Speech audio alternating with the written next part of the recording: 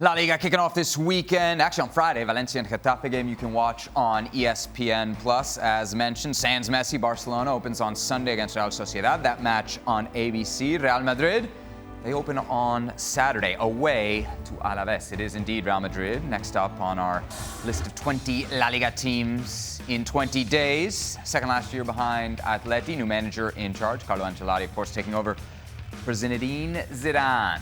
Julien Laurens still with us. Jules, it feels like on this show we've been talking about the end of an era at Real Madrid for a very long time, but taking into consideration all the changes, technical area and among the players, is this a season of transition, finally?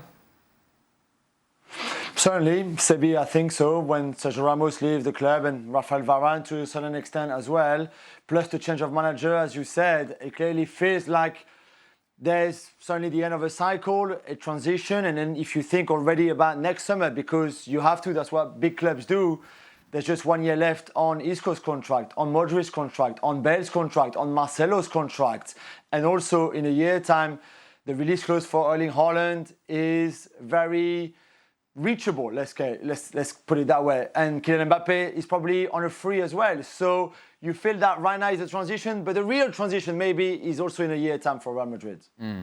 Frank, let's discuss the defenders. Obviously bringing in Alaba, but you lose Varane and you lose Sergio Ramos. What's the impact of that? Well, it changes everything, you know. You lose the skipper, you lose the captain, the real captain for more than a decade of Real Madrid, and with his lieutenant Raphael Varane, it's going to change everything. It's going to be interesting to see how the other central defenders cope with the situation. But as Jules said, and as you just mentioned, it's maybe a transition where we're going to see, you know, players like Alaba coming to Real Madrid and settle down. You know, maybe it's going to take a while. I want to see Marcelo. You know, I'm wondering if Marcelo still can play in that level.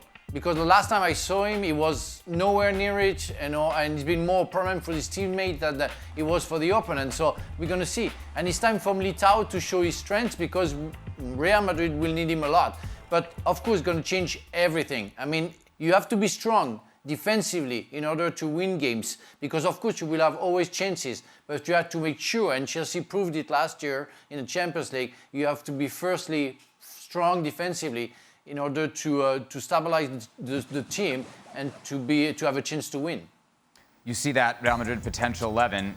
So many questions and marks, but probably none bigger than this guy, Eden Hazard. Any chance he can turn around this year, Craig?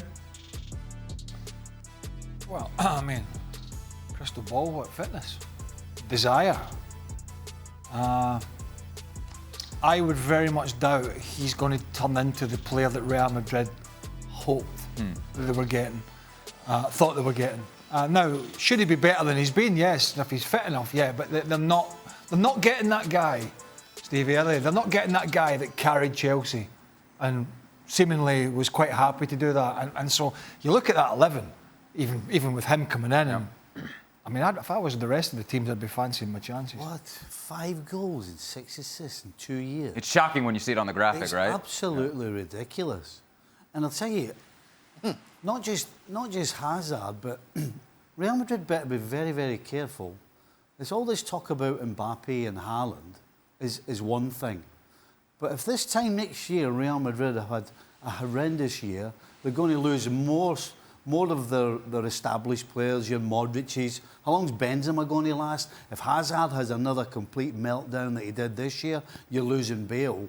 Why would anybody like Haaland want to go to Real Madrid just because they've got the name Real Madrid? They better have a semblance of a team on the field. So, yes, you can say it's a transition year, but this is important.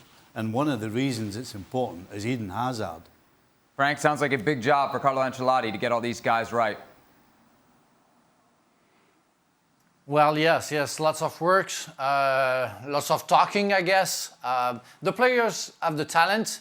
I don't know if they're still hungry. That's the main thing. And I always said, like, already 2 years ago, and Zinedine Zidane did something great when they won the Liga again, making sure that people were all working together. But we are really, and you said it at the end of a cycle, the transition might be for next year, but it might be, and I don't wish them, but it might be a terrible season for them, because I don't see some players being able to do what they used to do. And that's the main concern that I have about Real Madrid. It's going to be very hard.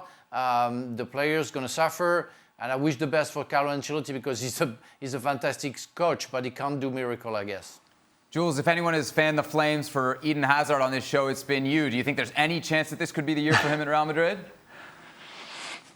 You know what? I saw something that I've never seen before from Eden Hazard is working in the gym, actually doing, putting weights, which is something that he hates doing, never used to at Chelsea or even less at Lille. And now this summer, he's been in the gym at Real Madrid. So I want to give him another chance. I know I'm far too kind and too sweet, but I want to believe that there's still something in there for him to succeed if he stays fit, like Craig said, if he's maybe a bit more serious, and if he works harder, surely, at training, during matches. But I want to believe that he can be a bit of the Hazard that we saw at Chelsea, capable of moment of brilliance, of taking this team towards greatness, and I want to believe in him.